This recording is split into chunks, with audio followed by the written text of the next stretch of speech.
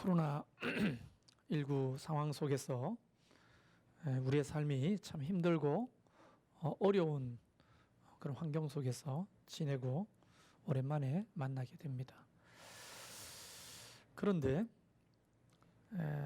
요즘 뉴스에 보면 이 코로나의 역설이라고 하는 주제로 많은 기사가 올라와 있습니다.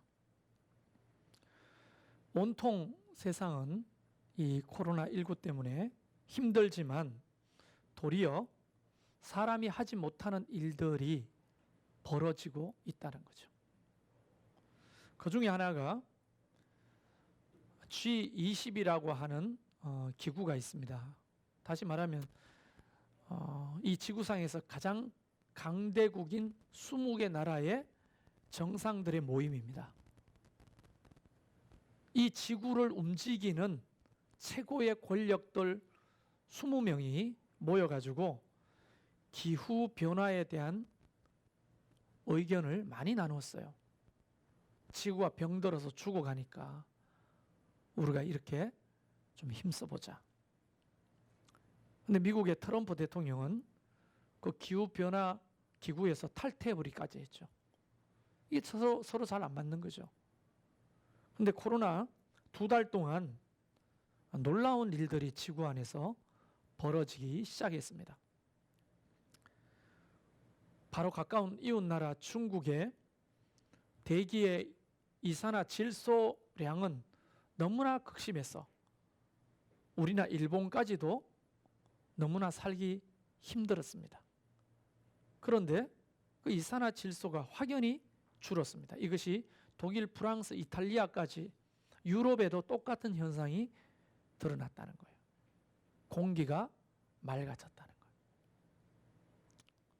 그리고 전 세계는 이 지구의 진동, 지진을 측량하는 기구들이 수만 개가 설치되어 있어요. 그리고 모든 국가가 함께 연합해서 이 정보를 주고받습니다. 아주 미세한 흔들림부터 강력한 지진까지 이 지구를 센서들이 감싸고 있습니다. 그런데 지구 진동이나 소음이 2달 동안 약 30%에서 50%가 줄어들었다는 거예요. 그만큼 지구가 안정적이고 조용해졌다는 거예요. 그리고 탄소 배출량은 1.2%가 감소했습니다. 저도 이탈리아 베네치아를 가봤는데요. 이 운하의 배를 타고 여행을 하게 되죠. 근데 제 기억으로도 그 운하의 그 물은 별로 깨끗하다고 한 느낌을 못 받았어요. 그런데 60년 만에 그 운하의 물이 맑아지고 고깃대가 다니는 것이 보이기 시작했습니다. 사람이 없어지니까 해변에 바다 거북이들이 올라와서 알을 낳기 시작하고요. 30년 동안, 그러니까 태어난 지 30살이 된 사람은 한 번도 보지 못했던 저 뒷하늘에 히말라야 산맥이 보이기 시작하고, 그뿐 아닙니다. 강에 물이 살아나고 바닷물이 살아나고 바다가 회복되는 거예요. 그래서 많은 사람들이, 학자들이 이렇게 표현합니다. 코로나가 바이러스가 아니라 인간이 지구를 해치는 바이러스였다. 그걸 부인할 수 있는 사람은 아무도 없을 겁니다.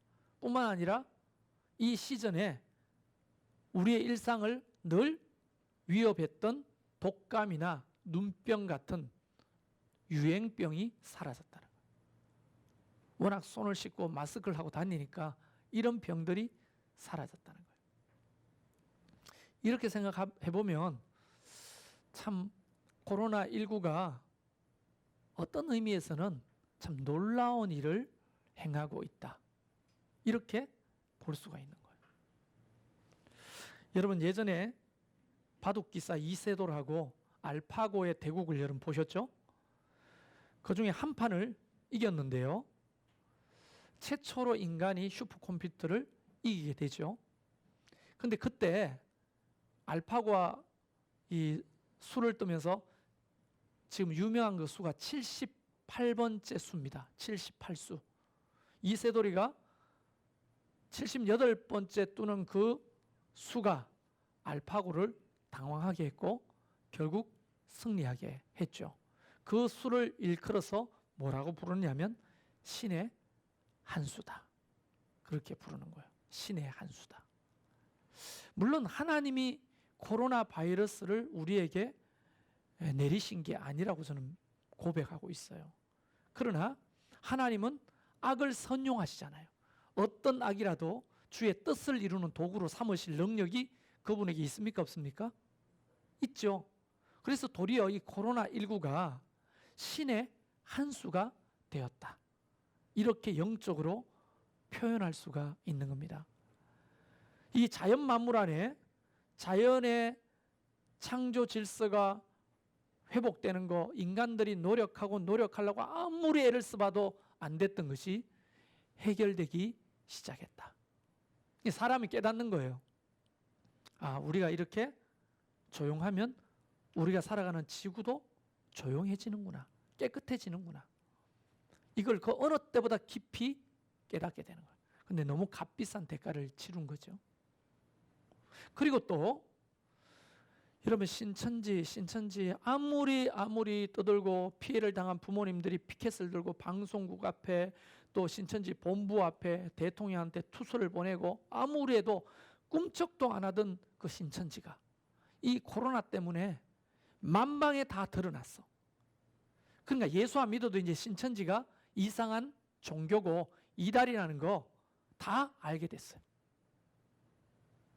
그러니까 하나님이 그들의 눈물과 탄원을 이 코로나 신의 한 수를 통해서 완전히 만방에 다 드러내셨는데 이것은 중국뿐 아니라 온 세계의 신천지가 그런 나쁜 종교라는 것이 만방에 드러나는 계기가 됐다. 이게 신의 한 수가 아니고 뭐겠습니까? 뿐만 아닙니다. 영적 대각성 운동이 우리가 세계 1차 세계대전 이전에도 일어났고요. 그 이후에도 일어났는데 이 코로나를 통해서 전 세계 교회에 대각성 운동이 일어나는 조짐들이 곳곳에서 확인되고 있어요. 여러분 우리가 21일 동안 다니엘 금식기도 하셨죠. 한 번이라도 참여한 사람 다 합하면 67명이 참석했습니다. 그런데 우리 교회만 67명입니다. 아이들도 14명, 16명까지 참여를 했습니다. 우리가 언제 이 정도로 주님 앞에 머물러 봤습니까? 목사님이 시켜서 한다고 하더라도 이렇게 우리가 집중해서 기도하고 한 끼라도 금식하고 나라와 민족과 교회를 위해서 중보하고 시편 150편의 방대한 분량을 21일 동안 통독을 하고 여러분 영적인 운동이 사실은 일어나고 있는 거죠. 코로나가 아니었다면 다니엘 금식기도 알지도 못했고 관심도 없었을 거예요. 그런데 13만 개 교회에 수백만 명의 성도들이 참여하는 대각성이 사실은 벌어지고 있는 거죠. 오늘 기사에 보면 미국에는 어떤 일이 벌어지느냐 하면 주차장 기도회가 곳곳에서 일어나고 있다는 거예요. 못 모이게 하니까 주차장에 모여가지고 깜빡이 비상등을 다 켜놓고 목사님이 설교하고 인도하는 라디오 주파수를 맞춰놓고 거기에 맞춰서 함께 나라와 민족을 위해 기도하는 거예요. 그리고 그들이 집으로 돌아가는 것이 아니라 확진자들이 모여있는 병원 주차장으로 다 가서 그곳에서 중보하는 거예요. 그리고 정부 청사와 또 방역당국의 주차장으로 가서 그들을 위해 또 중보하는 운동이 한 군데서가 아니라 곳곳에서 일어나는 거예요.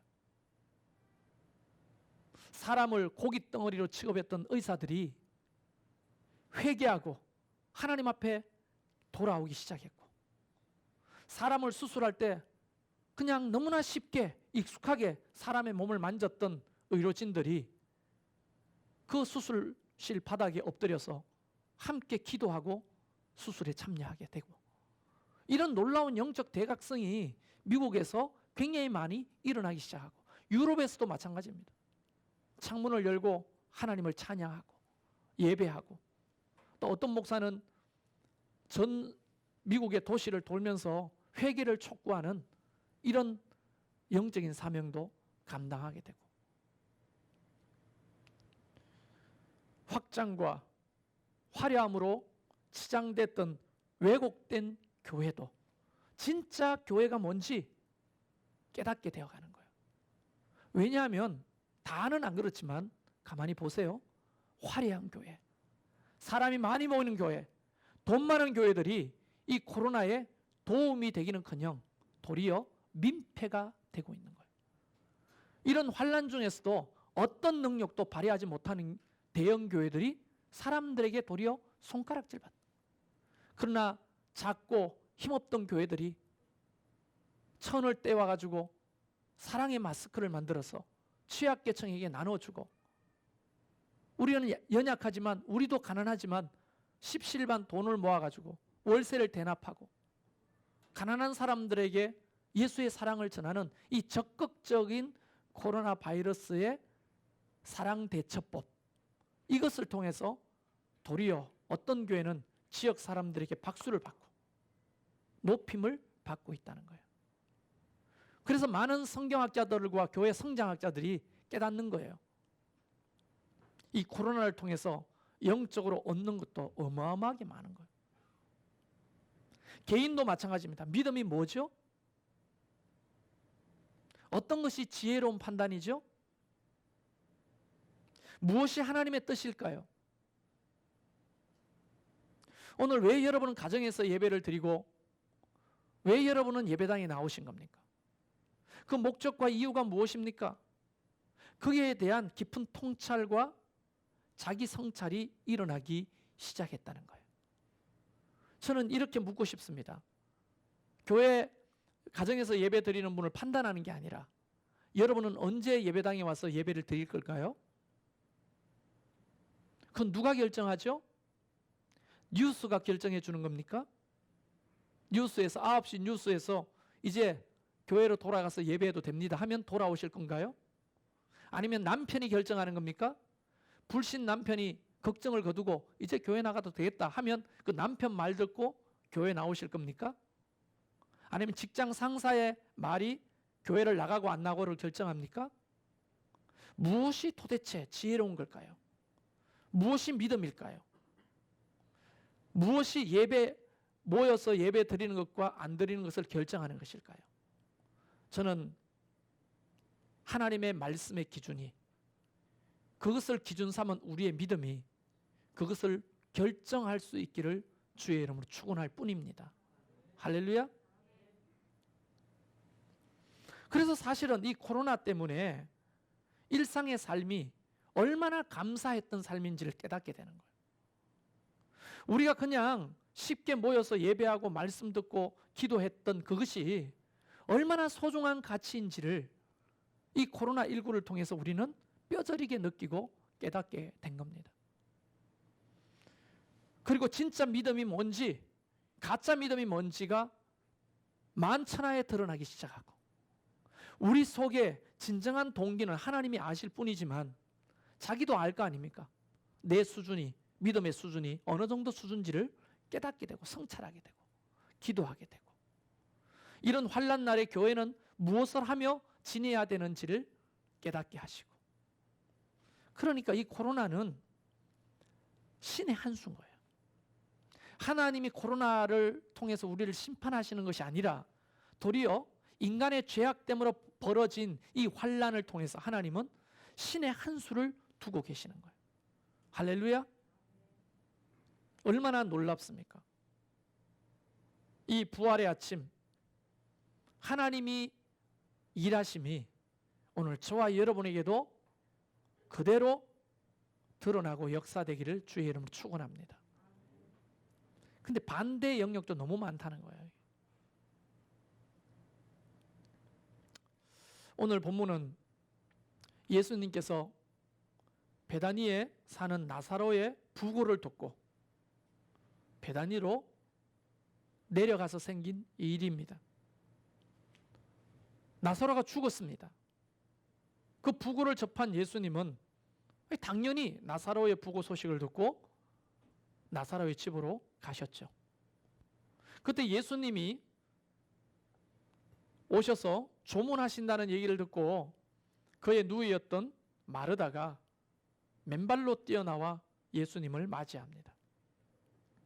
그때 예수님께서는 내가 조문하러 온 것이 아니다.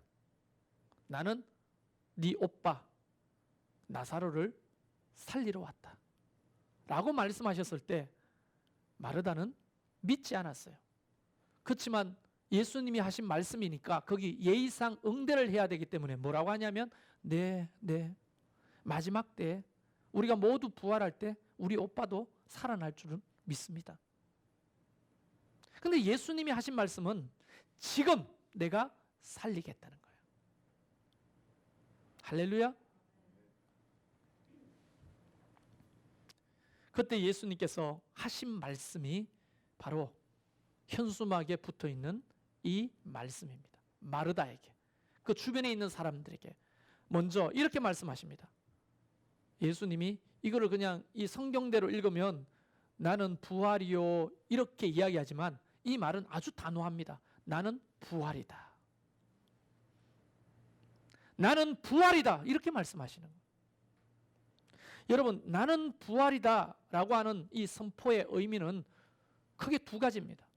첫째, 나는 사망 권세를 이기는 자다 라고 하는 선포이시죠. 로마서 6장 23절, 죄의 삭은 사망입니다.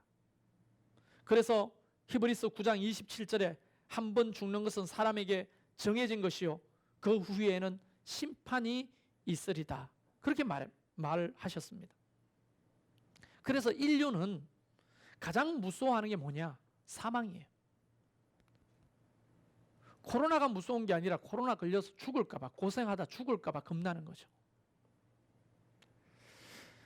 우리는 이 사망 권세를 이기신 예수 그리스도를 믿는 사람들입니다.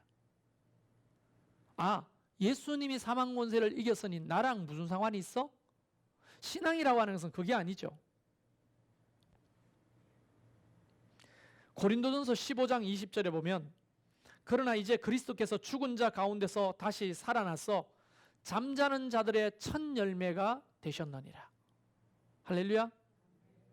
여러분, 지금 주무시는 분들의 첫 열매가 되신 게 아니고 잠자는 자들의 첫 열매라면 죽은 자들의 첫 열매로 첫 번째 케이스로 부활하셨다는 거예요. 그래서 모든 예수 그리스도를 믿고 잠자는 자, 죽은 자들이 예수님을 이어서 부활할 것이라고 하는 말씀을 주신 겁니다. 그래서 우리는 사망 권세를 이기신 그 예수 그리스도를 믿고 그분을 따르는 자라면 우리 또한 사망 권세를 이기는 자가 된다는 거예요. 그러니까 믿음은 예수님의 사랑에 기초하고 있는데요. 그 사랑은 모든 두려움을 어떻게 한다고 했어요? 쫓아낸다고 했어요. 주님을 깊이 사랑하고 주님의 사랑을 깨닫는 자는 모든 두려움을 내어 쫓는다고 했어요. 그러니까 코로나가 사실 두려운 게 아니죠. 그래서 저는 여러분이 이렇게 몸을 움츠리고 조심하는 동기가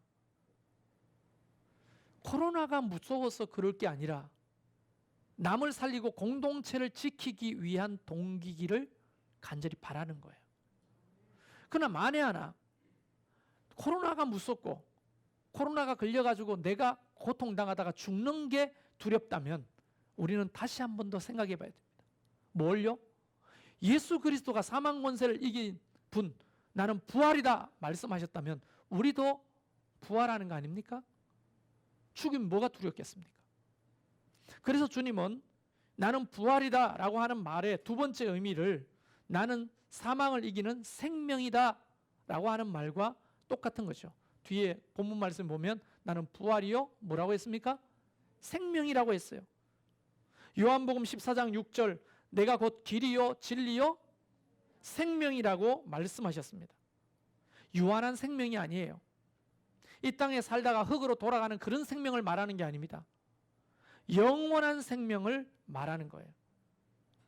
그 영원한 생명이 예수님께 있다는 것은 누가 보더라도 다 아는 것이지만 그 생명이 우리에게도 있다는 사실을 여러분 믿으십니까? 그거 안 믿는데 뭐 때문에 예수를 믿어요? 뭐 때문에 교회를 나와요? 이 땅에서 죽고 이 땅에서 사는 80년 또는 많이 살면 100년의 삶이 다라면 예수님을 왜 믿어요? 그냥 지멋대로 살다가 죽고 흙으로 끝나버리면 되는 건데.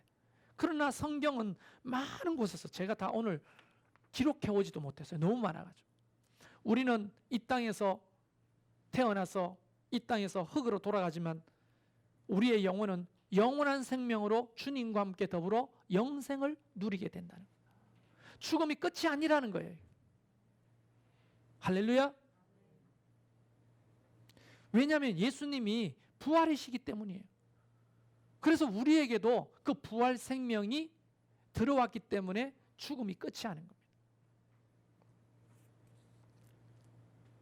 그래서 나를 믿는 자는 죽어도, 제가 이러면 뒤에 척 해야 이게 짝이 짱. 나를 믿는 자는 죽어도 무릇 살아서 나를 믿는 자는 영원히 죽지 않는다는 거예요.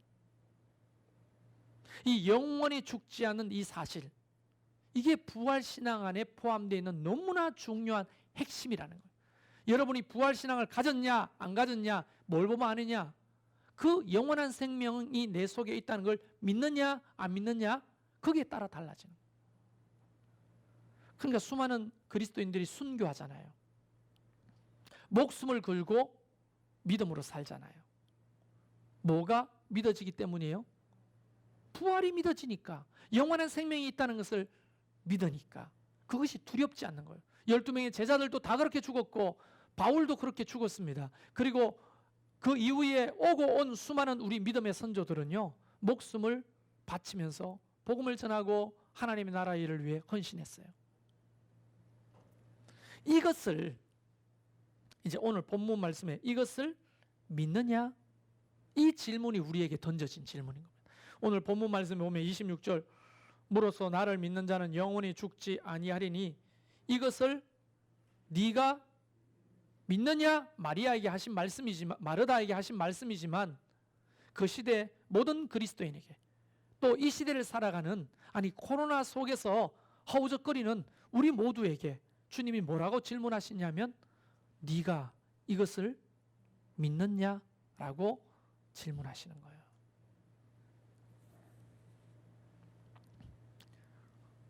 우리가 세상에서 가장 두려운 것이 죽음이라고 했잖아요. 어떤 분은 그렇게 말합니다. 난 죽는 게 그만 난다고. 거짓말일 가능성이 99%입니다. 왜 죽음이 두려우냐? 순간 딱 목숨 끊어지면 끝나는 거지. 근데 뭐가 두렵냐면 상실이 두려운 거야. 상실. 다음 주가 저희 집사람 일주기입니다. 벌써 주님 부름받은 1년이 됐네요. 힘들게 고생해가지고 애들 둘 키워놓고 애들 둘 데리고 대학 공부를 하고 대학원을 마치고 좋은 학교에 상담실장이 되고 많은 사람들에게 좋은 영향력을 끼쳤던 그 모든 것들이 죽음 하나로 다 물거품이 되는 거예요.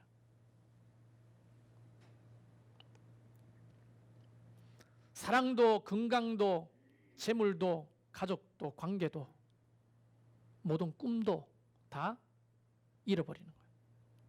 그게 상실입니다. 상실. 예본이가 하나님이 주신 달란트로 음악을 잘하면 뭐예요? 그가 고등학교 2학년 때 남들 가기 힘들다는 학교에 들어가면 뭐해? 수많은 사람들과 좋은 관계를 맺고 좋은 평판을 받으면 뭐해? 왜 하필 그렇게 이뻐가지고 눈에 넣어도 안 아플 만큼 이쁘면 뭐해? 죽으면 다 끝나는 거예요. 그 상실이 무서운 거야. 여러분이 안 먹고 안 입고 모았던 그 적금을 여러분 가질 수가 없어요. 새바지도 모아서 빚 얻어가지고 산 집 죽으면 다 끝나는 거예요. 내 목숨보다 아깝지 않은 그 자식들 위해서 이렇게 새바지로 고생했는데 죽으면 다 끝이야. 그 상실이 무서운 거예요. 다 잃어버리는 상실. 그런데 놀라운 거는요, 상실이 왜 무서우냐? 이 땅에 집착하기 때문에 무서운 거예요. 그래서 성경은 골로새서 3장 2절에 이렇게 말하는 겁니다. 위의 것을 생각하고 땅의 것을 생각하지 말라. 이는 너희가 죽었고 너의 생명이 그리스도와 함께 하나님 안에 감추어졌습니다. 우리 생명이 있은 그리스도께서 나타나실 그때에 너희도 그와 함께 영광 중에 나타나리라. 할렐루야. 위의 것, 영생, 하나님의 나라, 이런 것들 생각하지 못하고 땅의 것들, 부귀, 영화, 행복, 재산, 재물, 쾌락, 이런 것들을 더 소중하게 생각하면 부활이 안 믿어져요. 이 세상이 너무 귀하고 재밌는데 부활이 왜 믿어질 겁니까? 그래서 요한복음 20장 27절에 부활하신 주님께서 도마에게 나타나셔서 이렇게 말씀하셨죠. 믿음이 없는 자가 되지 말고 믿는 자가 되어라. 이 땅의 삶이 다가 아니라는 거죠. 영원한 생명으로 영원한 삶이 우리에게 주어졌죠. 이것이 죽어서가 아니라 언제부터? 예수 그리스도를 믿는 부활신앙을 가진 그 순간부터 영원까지 이어지는 거죠. 죽음은 무엇입니까? 하나님은 부활하셔서 죽음을 문으로 만드신 거예요. 죽음이라는 문을 열고 우리는 영원한 하나님의 나라에 들어가게 되는 겁니다. 그런데 땅의 것을 생각하는 사람들은요, 사망이 문이 아니야, 벽이야. 다 끝나는 거예요. 더 이상 그 벽 뒤에 아무것도 보이지 않는 것이죠. 그래서 주님은 도마에게 말씀하셨죠. 네가 본고로 믿느냐? 보지 않고 믿는 것이 복되다. 그러시면서 뒷말이 믿음 없는 자가 되지 말고 믿는 자가 되어라. 이렇게 권면하시는 거예요. 코로나19 속에서 여러분은 이런 부활의 믿음이, 부활 소망에 대한 믿음이 있으신 건가요?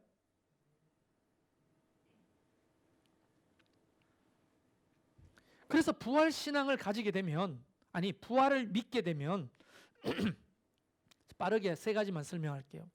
첫째, 부활을 믿는다면 세상을 이기게 됩니다.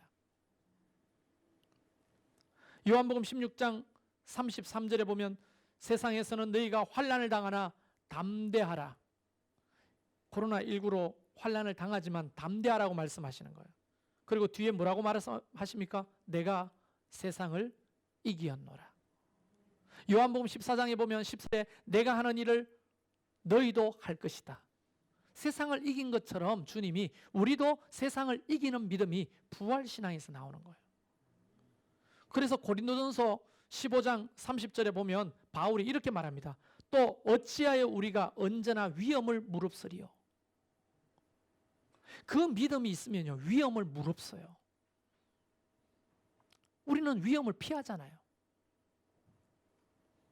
위험을 무릅써야죠. 이제 여러분이 금식하면서 모은 돈을 하나님 앞에 감사헌금으로, 부활절 감사헌금으로 드리면 우리는 그것을 사랑의 박스를 만들어 가지고 경기 북부 케어센터 우리 복지과 직원들과 함께 진저 보남 지역에 있는 코로나19 취약 가정 100가정에게 사랑의 박스를 전해야 되는데, 그 사랑의 박스 안에는 쌀, 라면,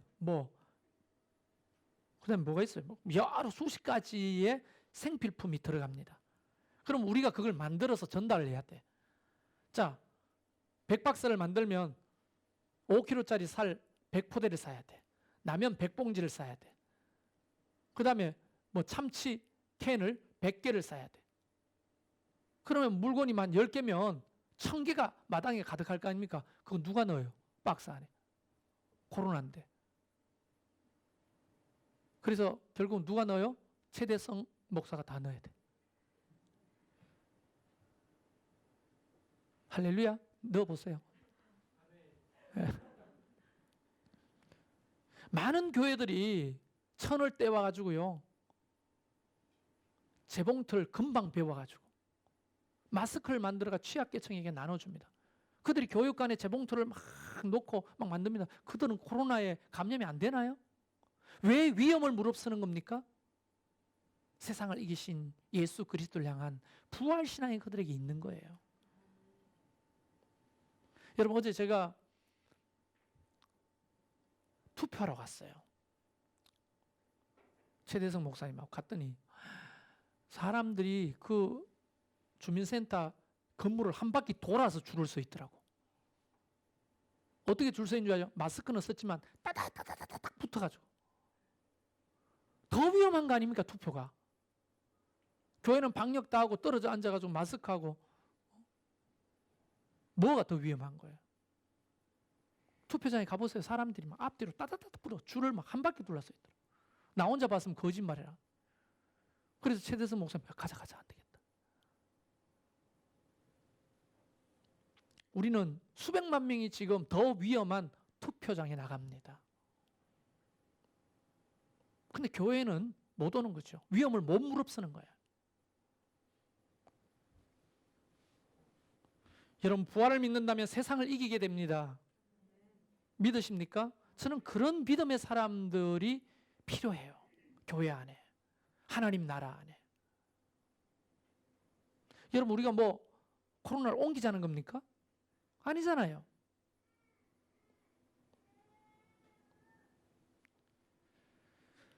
부활을 믿는다면 부활의 증인이 될 수밖에 없어요. 누가복음 24장 48절에 너희는 이 모든 일의 증인이라고 말씀하셨습니다. 부활하신 주님이 제자들에게 하신 말씀이에요. 성령의 능력을 부어주시고 땅 끝까지 증인의 삶을 살지 말라 해도 살게 돼 있어요.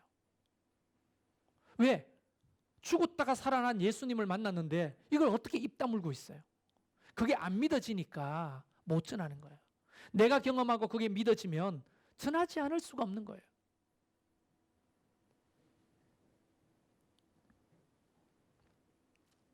세 번째, 부활을 믿는다면 하나님 나라의 꿈을 꾸고 헌신하게 됩니다.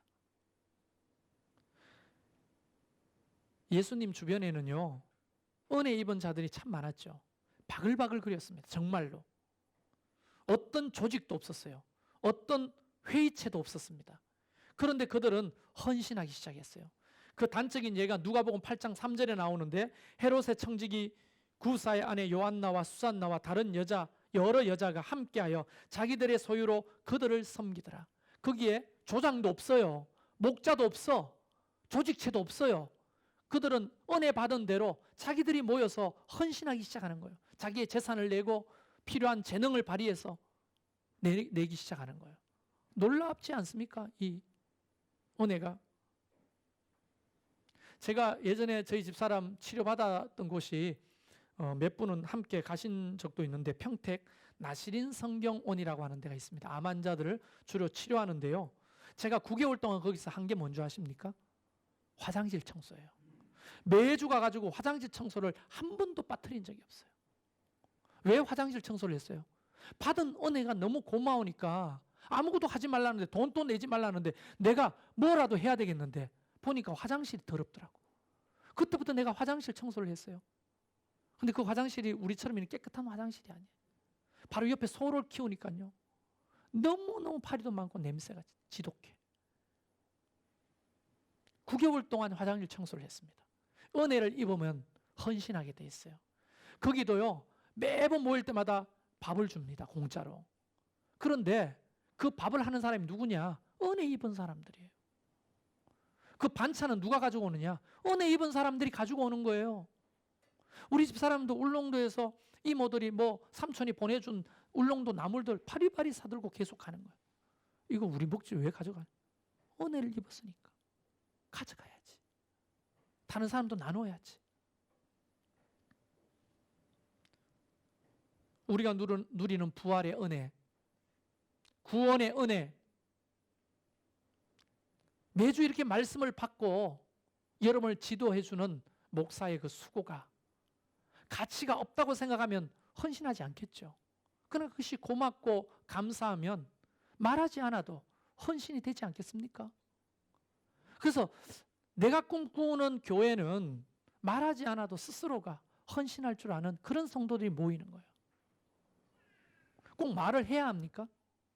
내일 부활주일인데 와가 청소해야 돼. 당연히 청소해야죠. 어제 히트 목장이 청소인데 2명이 와가 청소를 했다고 들었습니다. 그거 꼭 순서가 돼야 청소하는 게 아니죠. 자발적으로 와서 청소를 하는 거예요.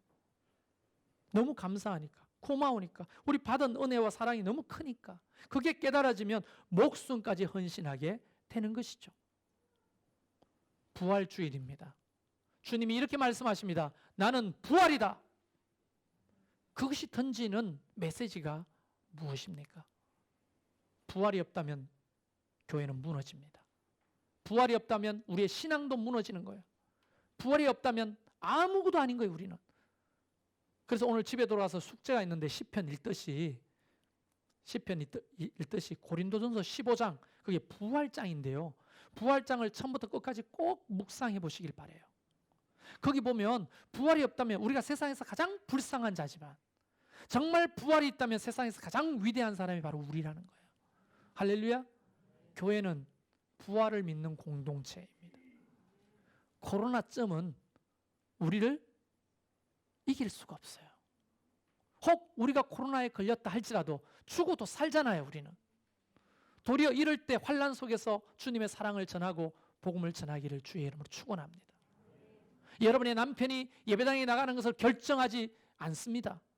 9시 뉴스가 그것을 결정하지 않아요. 정부가 결정하지 않습니다. 부활 신앙을 가진 우리 믿음이 그것을 결정하는 거예요. 이렇게 작은 교회는요, 위험하지 않습니다. 큰 교회들이, 바글바글 모이는 교회들이 조심해야 되는 거죠. 나는 저와 여러분이 이번 기회를 통해서 부활의 신앙을 완전히 회복하는 놀라운 역사가 가정에서 예배드리는 모두에게, 또 이곳에서 예배드리는 모두에게 임하기를 주의 이름으로 축원합니다. 할렐루야. 우리 이 시간 같이 찬양으로 주님 앞에 나갑시다.